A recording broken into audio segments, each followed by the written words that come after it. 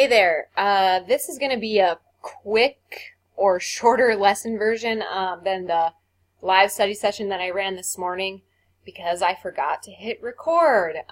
So if you missed it, this will be a quick kind of synopsis on what I went over in that lesson. And from here on out, we've automated the record button so it won't happen. And you'll be able to watch the video if you weren't there in real time. And thanks to all the students that showed up in real time. It was a super awesome session. So we were discussing how to outline and organize an essay, and specifically in English 10, Semester 1, Unit 3. However, you're going to have to outline an essay in all of your English courses. So if you're in English 9, 11, or 12, this is also relevant to you.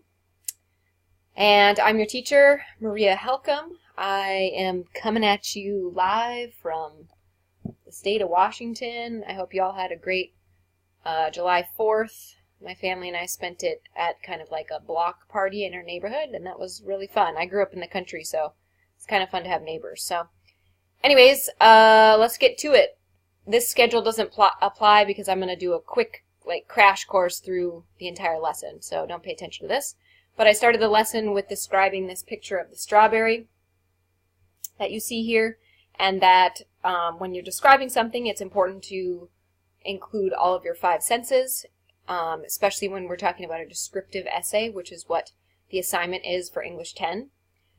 And so we came up with, for smell, sweet, tangy, the touch was bumpy, solid, the taste was sweet and juicy.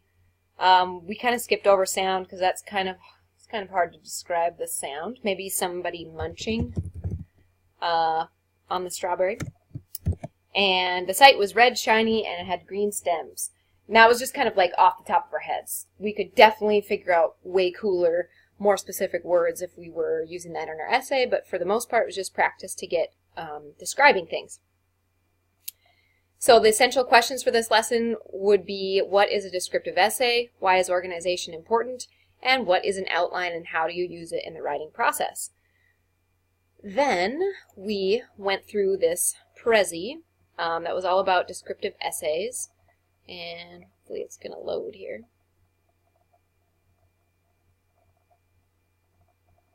But I guess while I wait for it to load, if it does load, I'll kind of tell you what a descriptive essay is. It's a type of essay that chooses a person, an object, experience. It can even be experience or a place, and then you describe it in detail. So let's go back to the beginning here.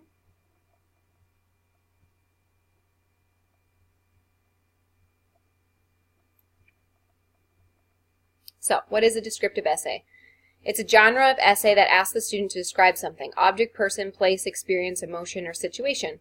Encourages the student's ability to create a written account of a particular experience, and this genre allows for a great deal of artistic freedom.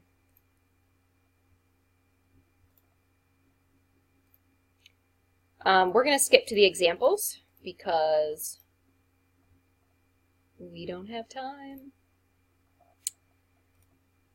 So here was one of the first examples that we talked about. This was about this person's mother, and they described the mother in detail and very different situations that they interacted with their mother. And it was, maybe I'll read the last body paragraph here. Mother always taught us the value of relationships. This is evident in her relationship with my dad. She had been married for 35 years already, and that to me is not just a manifestation of an enduring love for a person, but of trust and fidelity as well. I'm hoping that I can also do the same in my relationship. Being married to the same person for 35 years is not a mean feat. It takes a lot of patience and understanding to do this every day. Yeah, so that body paragraph is kind of just about her mother and the relationships that she's cultivated, so a specific characteristic of her mother. Let's go to the last example here. This example is also about a parent. You don't have to write about a parent, but I'll read the introduction to give you kind of an idea of what a descriptive essay would look like if you were writing about a person. A wise man used to say, "The heart of a father is the masterpiece of nature." This quote is very perfect. It tells us what really a father is. Everybody in this world has their most special man. Same goes to me. The most special man in the whole world in my sight is my very own father. Everything about my father is so incredible. For example, the way he dresses, the way he speaks, the way he does something, and many other things.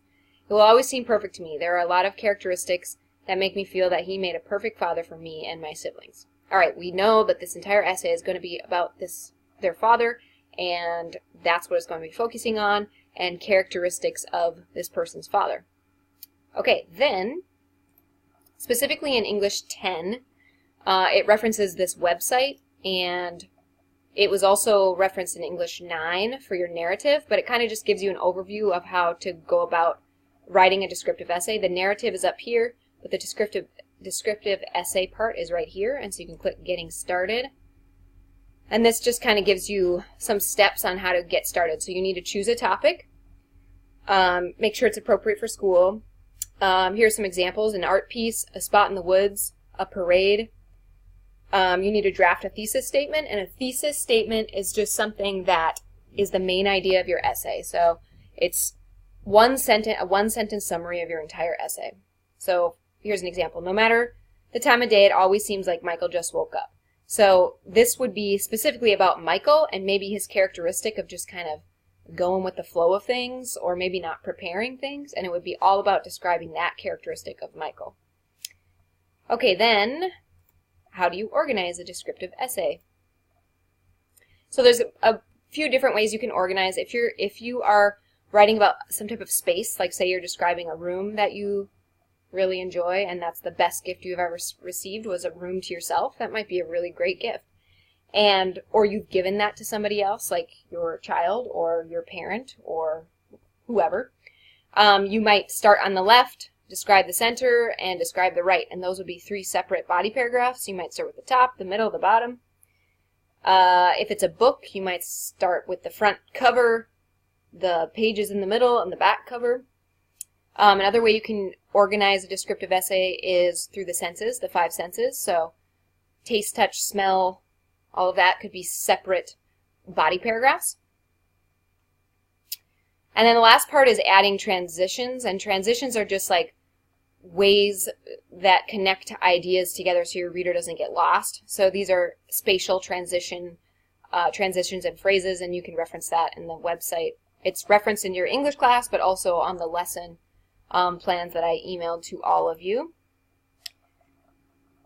Okay, let's get into it. And then this you might recognize from your actual English 10 semester 1 course. We use these to describe how you're going to organize your essay. So the top part represents your introduction, where you have your hook and your thesis, and we'll talk about what that'll look like in a minute. These 3 boxes represent your 3 body paragraphs, and this box on the bottom represents your conclusion, where you'll have a thesis restatement and memorable idea. All right, so let's get into your outline, because that's the part where students kind of sometimes struggle to figure out. And so we wrote this one in the lesson plan, but I'm going to go through and kind of describe exactly what all of these mean, these terms basically. So I'm highlighting the terms here, but all essays should start with a hook, and a hook is something that's going to catch the reader's attention. Like if you're fishing, a hook catches the fish, right? So the hook is going to be maybe a startling statistic, a question, something for the reader to really think about, or it's going to grab their attention, okay? So I chose, and I wrote this in class in the live study session, so it's kind of just like off the top of my head, but, and it's also an outline, so you just kind of got to get something on paper. Your outline is not the final product, okay? So my hook was, have you ever considered the amount of time it takes for the flavor of bubblegum to disappear? And because my descriptive essay was all about bubblegum and the time that I had spent with my grandma chewing the bubblegum. And it was good conversation. It's from kind of a 10-year-old perspective, okay? So that was my hook. Then a bridge is what connects the hook to the thesis. So it's just kind of like a transition sentence. And sometimes you need to write the thesis before you write the bridge. So my thesis is, the best gift I ever received, because that was the prompt for the essay, was bubblegum from my grandma and the conversations that came with it. Okay, so it's going to be describing bubblegum, and it's going to be describing the relationship or the conversations had with my grandma. And I put the bridge here because this one is about how the flavor loses from bubblegum. Well, how does that relate to this thesis? So you kind of put a transition sentence in there. In that amount of time, I formed a relationship with my grandma. So in the amount of time, which is very short, the time bubblegum loses its flavor, I had a pretty steady conversation and a pretty steady routine talking to my grandma after school, chomping on bubblegum. Okay? All right, so then this is a 5-paragraph essay, then you have 3 body paragraphs. And body paragraphs for this essay are organized in this manner. You have a topic sentence, 2 concrete details, a commentary, and a concluding sentence. Topic sentence is the main idea of your body paragraph. Okay, it states only what you're going to be talking about in that paragraph. So I said, whenever I visit my grandma, I was always given sweet bubblegum. And then, so I know that this is going to be specifically about the bubblegum. So the concrete details are your facts. And in this essay, your facts are your descriptions. Okay, so these pieces of bubblegum were huge. It filled my entire mouth with very little room. You can imagine a 10-year-old just kind of chomping on that. And then the commentary is your opinion on it. So while I chomped away, my grandma would ask about my day at school. And the sweet bubblegum was a nice treat after school for my 10-year-old self, is the concluding sentence.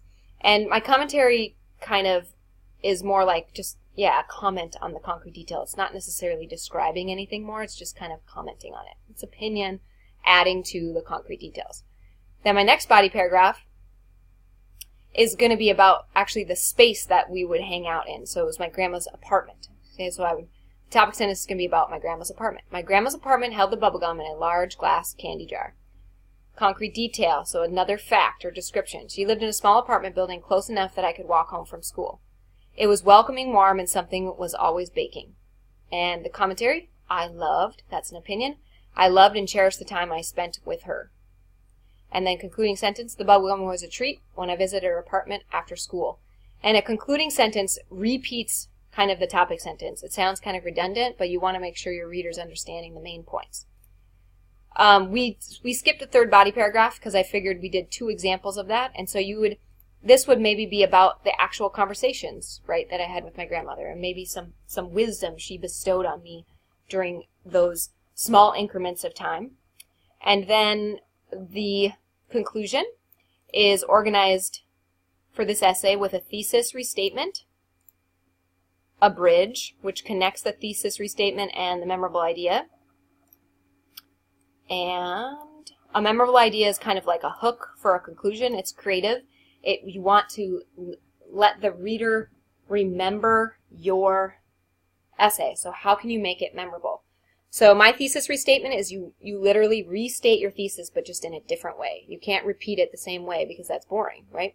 So I said, even though the bubblegum was sweet, the conversations and time spent with my grandma were the most important. So now I'm kind of like in the conclusion, I'm kind of drawing on a theme. If you're really good, you can hook in a theme to your descriptive essay. So there's a lesson learned here, right? It just wasn't about the sweetness of bubblegum. It was actually those moments. They weren't very long, but they were pretty awesome moments with my grandma, right? In the bridge, now my daughter and I love chewing bubblegum at our kitchen table and talking about the day. Memorable idea. Looking back, the time spent with people is more important because you never know when your loved ones will be gone. And so I kind of tied in that theme that it's like it doesn't matter how much time you have, spending that time with someone that you really love is worth it, right?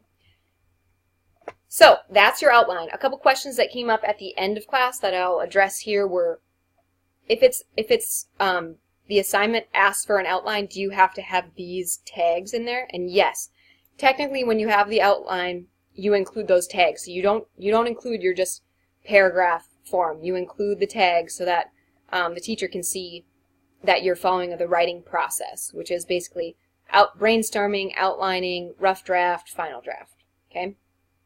So yeah, you want to include those tags. Of course, in the final draft, you don't need those anymore. This is all going to be written in paragraph form. Okay? And then at the end of the lesson, we close with what's next after the outline. So after the outline, following the writing process, you put all of that into paragraph form. So you take out these tags here, and you put them in paragraph form. You add transitions, you add vivid descriptions, you revise for any punctuation errors, you maybe have somebody else read it, and you do a rough draft, and then you revise again for your final draft. Okay, and so if you're trying to get like a high score, you need to maybe have someone else read it, but make sure that you've revised it. No spelling, no grammar errors, no punctuation errors for your final draft. The rough draft is really just the outline in paragraph form with maybe a couple revisions to it, but the final draft is like no errors, nothing like that. Okay, and so a descriptive essay. So what is a descriptive essay? It's an essay that describes an object, a person, an experience in detail. And then why is an outline important? An outline is important to just get it on the page. If you're sitting there and you're like, I got to write a descriptive essay, and you're staring at a blank page, yeah, that's awful. Nobody wants to do that. So if you can get the wheels kind of rolling in your brain and start to just kind of plug in some ideas for an outline, it'll get something on the page. It's part of the writing process. You can rearrange. You can, if you thought this body paragraph didn't really fit here, you can take that out and put something else in. So yeah, the outline is important so that you have a clear and focused essay. Because if you just write straight on the page and no outline whatsoever, you're going to naturally jump around from topic to topic. I mean, when I'm talking, I'm jumping around to topic because that's how conversations go. But an essay needs to be organized so the reader can follow and make it clear for the reader. Okay, I hope you enjoyed this. Sorry that I forgot to press record in the live study session. But yeah, so if you need any help, shoot me an email. And hope you have a wonderful day.